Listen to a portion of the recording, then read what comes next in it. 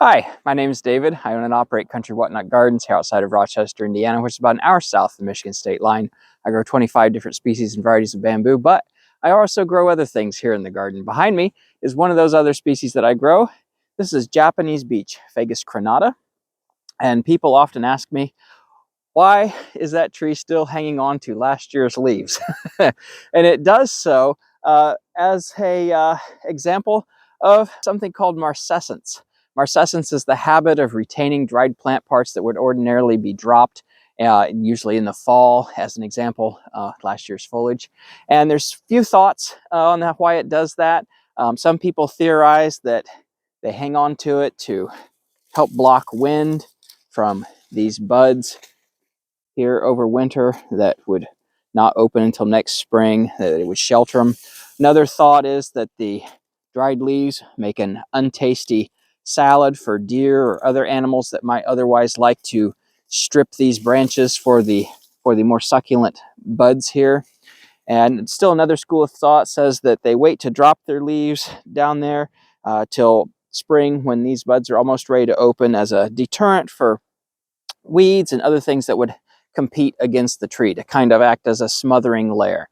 Some people also say that the leaves dropping help to nourish the seedlings and the saplings that would be underneath this tree once it's mature and reproducing. There are other trees that exhibit this trait as well. Some oaks and hornbeam and also witch hazel, and we'll get to a witch hazel pretty soon. But let's step back right now and take a look at this beech tree. There it is. It's about 26 years old. It's been here for the past 24. It was about a couple years old when I got it, and I have two of them. They get to be a fairly large species, I believe about 50 feet tall and just as broad, a nice rounded tree. And they, of course, exhibit the typical bark that you think of when you think of a beech tree, that gray, smooth bark in there. And they're a beautiful tree. And I know some people don't like the trait of Marcescence. They think it looks untidy or unsightly, but I personally like it because you get that real pretty golden brown color on a nice sunny winter day like this here in February now with the snow on the ground and a little bit of snow clinging to the leaves and the rustling of the leaves as well in the wind. I don't know if my mic can pick that up or not, but it's a nice sound in the garden. It adds winter interest. I quite like it. Another tree that exhibits Marcescence a little bit is hornbeam. And up here I have an American hornbeam, Carpinus caroliniana. And you can see it's hanging on to a few leaves down there. And then over here is another one that's hanging on to a few more leaves. It's a little bit hit or miss, I find, finding hornbeams that exhibit Marcescence. Over here, I have a Japanese hornbeam, Carpinus japonica. And I don't know if it's just this particular seedling, just the year, or if this is particular to the species, but right here, you can see that tree is naked for winter. And let's see, over here is another Carpinus caroliniana, the American hornbeam.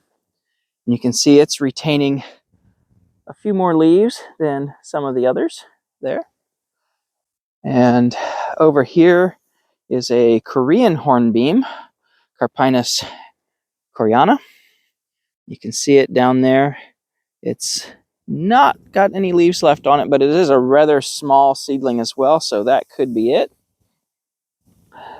We'll see how they develop in the coming years, whether or not they exhibit the trait or not. The bamboo is rustling in the wind today. I don't know if that's probably not picking up on my mic because I have a little windsock on it. But we will go take a look at that witch hazel, and I'll pick this back up there. All right, here is the witch hazel. This one is Hamamelis vernalis, and the variety is Purple Prince. It's a nice winter flowering shrub. You can see it's exhibiting Marcescence, retaining the leaves. And it's almost done blooming. Let's see, right there are some Let's see, right there's a flower. I don't think it's wanting to focus. The flowers aren't terribly showy, but they do add a little bit of winter interest to it. Little fact about witch hazel is that it wasn't originally called witch hazel. It was wish hazel, W-Y-C-H-E, wish hazel, Old English word meaning flexible. When settlers first came to the continent here, they saw this and they saw how flexible the wood is, like this. And they thought that the leaves reminded them of their hazel trees back home in Europe, and they named this plant flexible hazel. So witch hazel actually means just flexible hazel. But it's a nice plant. I believe maximum size on this is 7 to 10 feet each way, high and wide.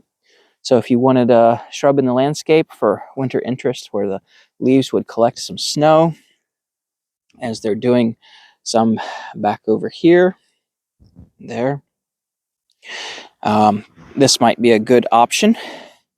The winter flowers add a little bit of interest, but I think very little, because they're just not that showy. There's one there, but you don't find too much that blooms any at all in the winter in the landscape this far north. So I think we can't be too picky as to whether the flowers are showy or not. But anyway, back on the subject of beech trees, over there's our woods, and there's some nice beech trees over in there. I don't know if any's probably too far back in there to show, but there's some good sized ones back in there. One of them is so old that it takes a couple people to reach around it. And it's a really nice tree. I quite like it. It's got the beautiful tight gray bark on it that is typical of the genus. And I quite like plants and trees that exhibit marcescence. They add a lot to the landscape. They can act as a nice screen in the winter when not much else is out other than evergreens, of course. Evergreens look really nice in the winter. Plants that exhibit marcescence can look really good in contrast with evergreens. But these beech trees are a couple of my favorites in the garden because they are, number one, so rare here in the US, but they just look nice throughout winter. A lot of people might not like the marcescence, but I do.